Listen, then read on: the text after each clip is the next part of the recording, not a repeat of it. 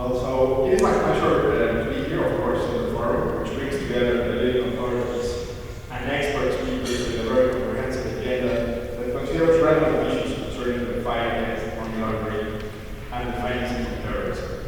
New technologies and challenges that the financial sector is facing. This meeting represents an opportunity for those of us who are in the financial system to share our experiences and perspectives, and also to clarify our expectations set forth in the applicable regulation.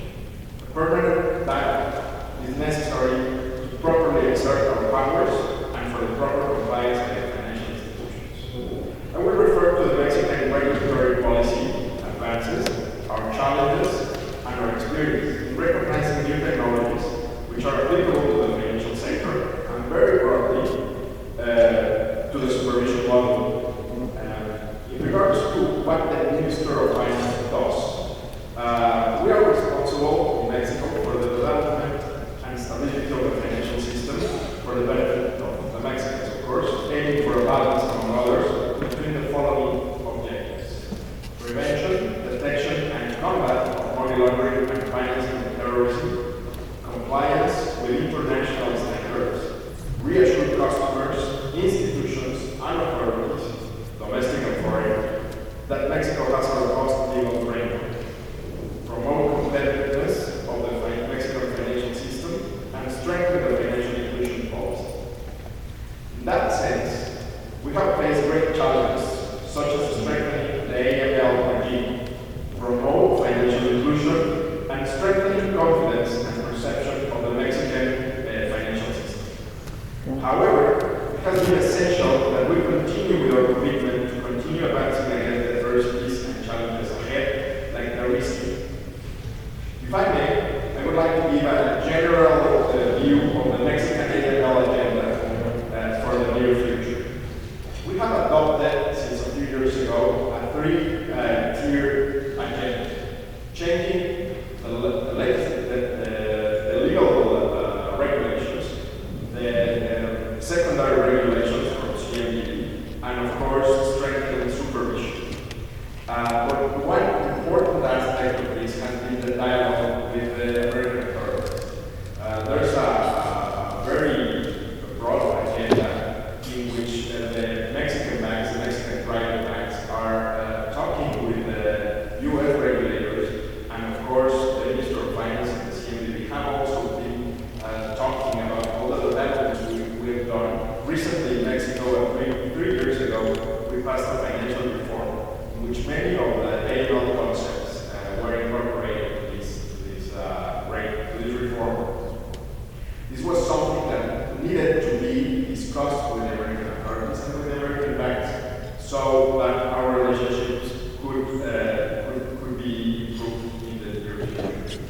Another important issue is that Mexico is being evaluated in the fourth round of AML, CFT, mutual evaluations for compliance with FATF's foreign recommendations, the effectiveness in their implementation, and the risk of money laundering and terrorist financing. In this regard, we're in the process of reforming the AML CFT review to fully embrace the risk-based approach set forth in the recommendations.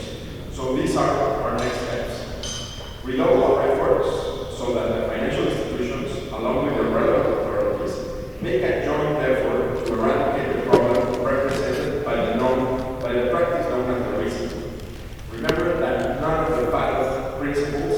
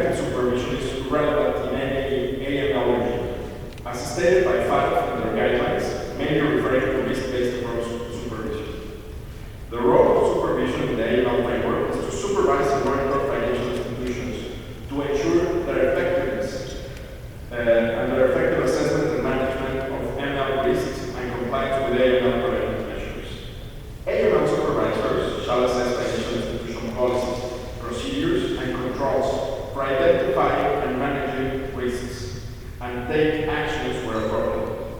We must consider that this authority does not imply a checkbox approach. It requires judgment in understanding the characteristics and situation of every financial institution.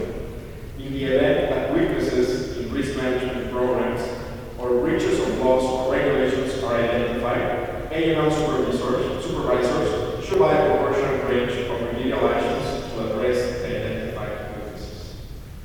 We are convinced that through a better and continuous dialogue between the public and private sectors, as well as through these kind of events, will successfully deal with money laundering and terrorist financing, promoting financial inclusion and a better use of new technologies in order to reduce compliance, regulatory, and supervision costs, and adopt them for purposes of accessing financial services through novel means. I leave the floor to my colleague, José Luis Stein. He will be much more, or will go more into detail what we're doing, since CMB has been spearheaded in the effort of talking with regulators from around the world and, of course, with our financial system. Thank you very much.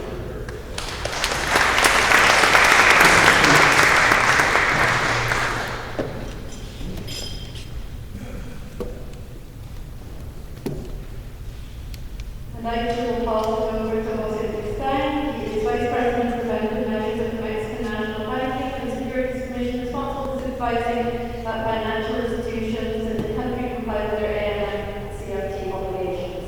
He leads a team of close to 200 public servants for this purpose.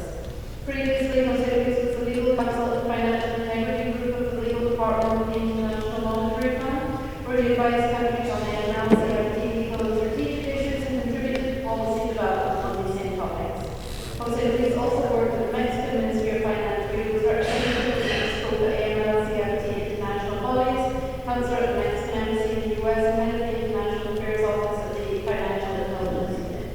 His previous work experience includes working as an associate at White & Case, exclusivity, and as an international lawyer at Cleary, Gottliebstein, and Hamilton, New York City. Also at Mexican Ministry of Finance, José Luis held such positions as legal advisor of the Fiscal Federal Attorney, Deputy Director of Fiscal Communication at the Fiscal Federal Attorney's Office, and head of the Department of Banking at the Banking, Securities, and Savings Unit. He received his Master of Arts in Law Diplomacy and Certificate in International Finance and Banking from the Fletcher School of Law and Diplomacy, Tufts University, and his law degree from the Universidad de Canadá. Thank you very much.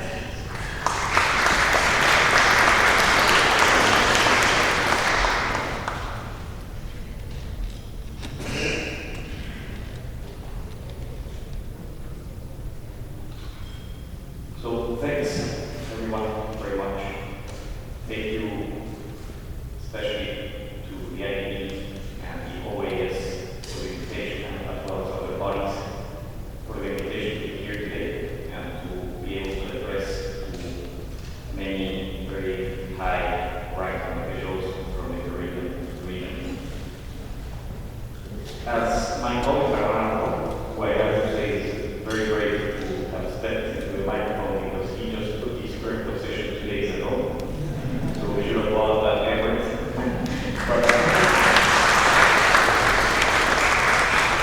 So as Fernando mentions, we don't have a specific recipe that we want to suggest to you.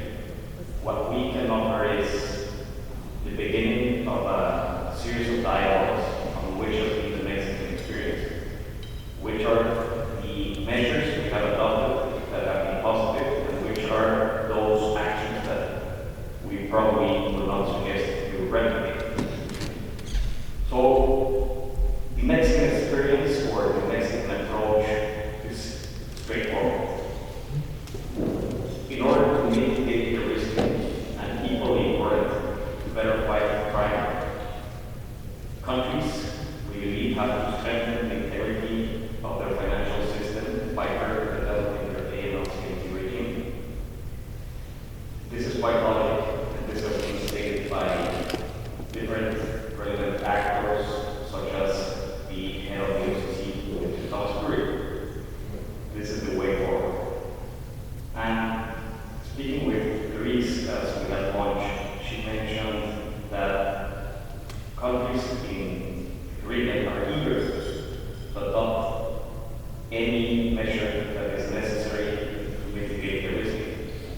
And that where there is a lack of information is on the actions that should be taken. Once those actions are defined, the Caribbean will be in a much better position to carry out for them and mitigate significantly the risk, as well as giving a better fight against money laundering and other financial crimes. So we hope that with this dialogue and with others that you might have, you can have further clarity in which are some of those actions that the Caribbean can adopt. So what Mexico did was when Mexican banks first started experiencing the risk around early 2013, was to design an action plan that focused on three main pillars: a change in regulation, a strengthening of our supervision, and a strengthening of our enforcement. Furthermore, the Ministry of Finance, which has led this action plan, these efforts, was conscious that we couldn't do it alone and that we had to work with the private sector of our country, namely banks, Mexican banks, and with U.S. authorities and banks. And there's actually, we actually have to hear one of the representatives of one of the banks with which we have been working for a long time, which is Lester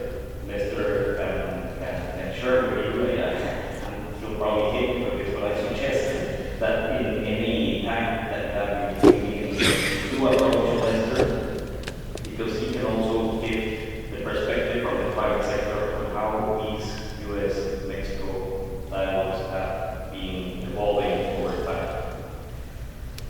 So we were conscious that we needed a series of stakeholders on board, or we would not be able to push forward our agenda. And that's something, that's a first recommendation of the lessons we've learned in Mexico that I will share with you. You have to work together with your private sectors.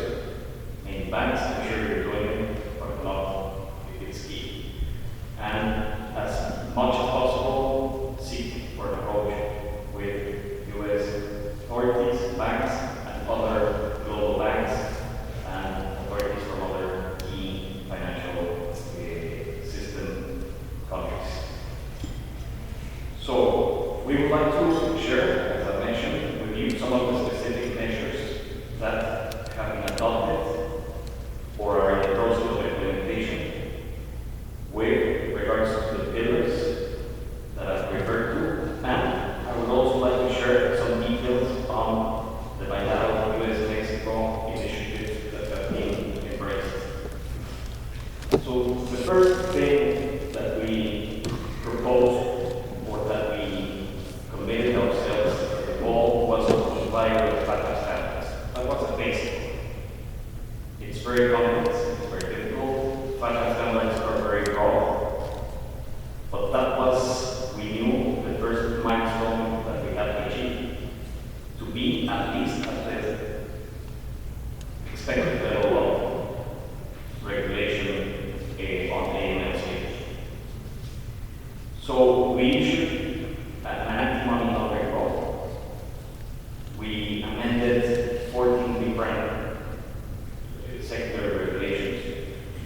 And in 2014, Mexico, which was under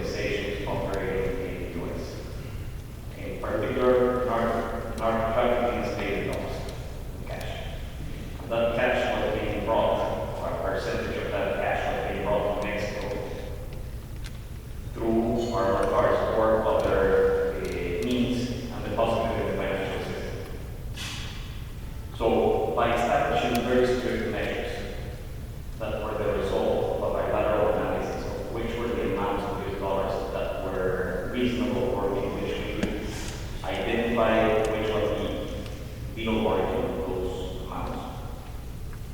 We closed the door to an important percentage of US dollars in cash that come from crime. And we see that in 2009, we were repatriating to the US approximately $14 billion in cash a year.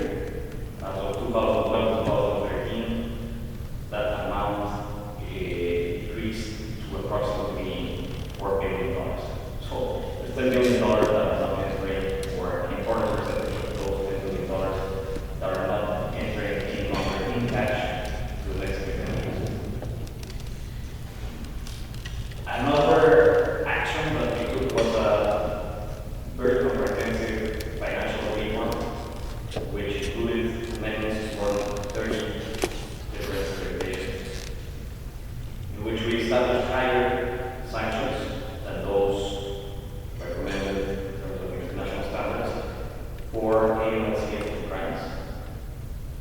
And we also incorporated some financial sectors that were not regulated and supervised in alien safety to the supervision of the Banking and Securities Commission. So now we have all financial institutions in the country regulated and supervised in alien safety. These are very strict measures in the topic. Third, in terms of FATCA standards, we established a financial sanctions regime, but as opposed to FATCA, not only focused on terrorists and terrorist finances. We know that in Mexico, and this must be the case for most countries in the Caribbean, the main concern is not so much towards terrorism, which we do take care of having controls for avoiding that situation, but on money laundering related to all other sorts of crimes. So in order to make this sanctions regime much more effective, we decided to incorporate designations of not only terrorists, but also money launderers related to different crimes. And this has been a creative and very, very effective tool. In the last 2 or 3 years since we implemented this list, the Mexican government has made 2,252 designations, of which 973 are the result of national agencies designations. The other 1,000 and so designations are taken from the UN and the OPEC list. And the Mexican financial system, banks and other financial sectors, have frozen accounts in dollars for the amount of $12.2 billion and accounts in Mexican pesos for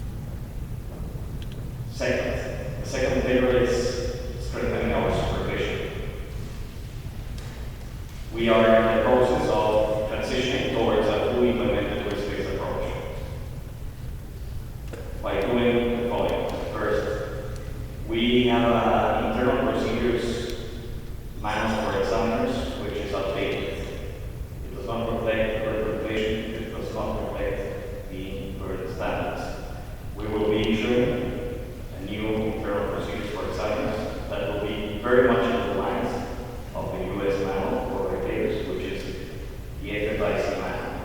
With that, what we seek is to homologate our supervisory regime with that of the US, and also to go much more into depth of what examiners are expected to do in order to carry out an adequate supervision in AML CFT. This document, Mexico, will be public, and with that, we will also provide guidance to the regulated sector as to what they are expected to do in order to comply with their AML CFT obligations. We have also increased substantially our sources of information. We are working very closely with the national FIU and with FIUs and agencies of other countries, including that of the US and the UK. That is giving us a different picture, a much more comprehensive picture of the risk of each financial institution. And today, we have risk profiles for each and every single one of the financial institutions in Mexico. We're talking about more than 3,300 financial institutions. And we know which of the products and services that they offer that pose the highest risk, and which are the actions that are taken to mitigate them. And therefore, which is the risk level for each one of them. So, in consistency with the national risk assessment of the country, which we just finalized a few months ago, and it has been distributed to the financial sector, other gatekeepers, we know as supervisors which are the sectors that pose the most risk, and within those specific financial sectors, which are the financial institutions that pose the highest risk. So we can do a very targeted supervision and go to on-site visits on those institutions that require to do so. To finalize on the supervision section, having more information allows us to do better risk analysis prior to each on-site visit. To go to the financial institution, to know what information we're going to ask for, to know which clients before they provide us information are potentially doing bad things and should be analyzed on a much more rigorous basis, and so on. This is leading to sanctions focused on more important deficiencies. It's okay to sanction an institution if it doesn't have its manual complete. That's a basic. That obviously will be supervised. But the most important thing for us is to determine if the institution is implementing its AML CFT controls in an effective way. And if they're not, we're going to sanction them. But we're also going to provide them with the feedback, with the insight that they require in order to amend their deficiencies. As a last point in this action plan is strengthening the FIU capacities and therefore the analysis and investigation of potential AML cases. I will just give a brief information that I think is relevant, because this is a whole different area in which I could further develop, but I prefer to move on to what I understand is your main interest, which is bilateral work being carried out. So, from January 2013 to June 2016, the FIU has made 317 requests for prosecution on AML for amounts that are equivalent to $8.1 billion. If that doesn't send a strong message of the importance that we're giving to the topic, Mexico, I don't know what else will achieve that goal. But with regards to the specific issue on how we have been handling the communication with U.S. government authorities and bankers, well, over the years, we have established different working groups. These are formal working groups in which we have clearly designated who the representatives are and which type of topics they can address. So as you know, AMLCMT has to be approached from many different perspectives. So there are groups focused on policy, there are groups focused on regulation and supervision, and there are groups focused on operations. And depending on the group and the topic that each one of these has to handle, the type of participants from one and each government. There's two groups to which I would like to make specific reference. One is I have it in Spanish, but the name would be, I don't know what in English, but we call it BSDI. That those are the letters for this group. And this group focuses on policy. Basically, we have representatives from all competent authorities from Mexico and the US. And the other group, which has been the most productive one, is the banking public-private working group. And this is the one in which, and Lester will maybe kill me, but this is the one in which Lester actually participates. And this group has been particularly relevant for one reason. It's not only authorities discussing how we're going to address AML-CMT concerns, and most recently the risk issues, but it is both public and private sector getting together, sharing concerns, and most importantly, finding potential solutions and executing them. So, within this group, we have identified different initiatives which have been carried on. And I would like to focus on two of them. One is trends and patterns. We have identified that money launderers in Mexico and the US are, on the one hand, sending cash dollars from Mexico to the US to our cards because they cannot deposit them in the US financial system. And provided that when they enter the US, there is no obligation to report on the amounts that they are bringing into the country, they can actually go to the US bank and present the Mexican report and say they are bringing more than what they actually are. So they can play with the numbers, and therefore they can money launder in between that action. The other one is that we identified that there are many or several Mexicans that are purchasing real estate in the US. Some of these Mexicans can be related to crime.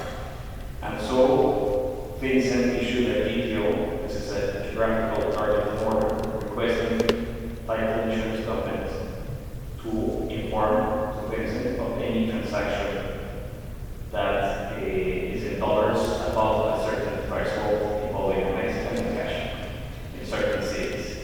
So this is very specific information which has been obtained by FinCEN that serves for a common interest of identifying potential Mexican money launderers. That's on the operational side. But B1 initiative that has come out of that movement, that I think that would be particularly relevant for the region, is the sharing of information.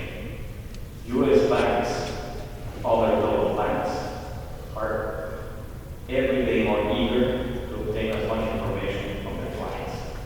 And that includes information, sometimes, of the clients of their clients.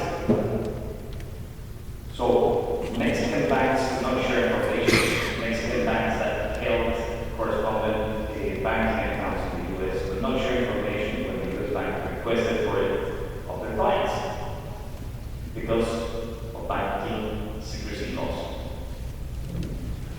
So, we decided to incorporate an exception in which Mexican banks can actually share information with their clients in their transactions with US and any other foreign bank that covers the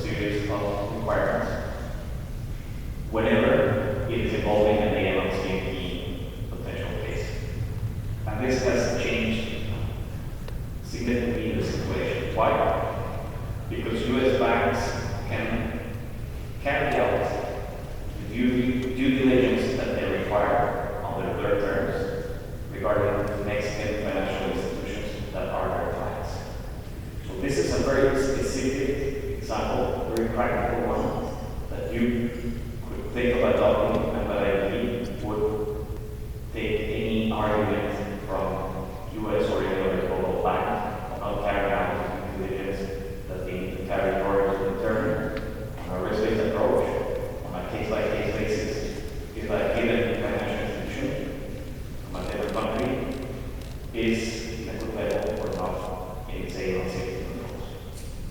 So I'm going to end up here. I know I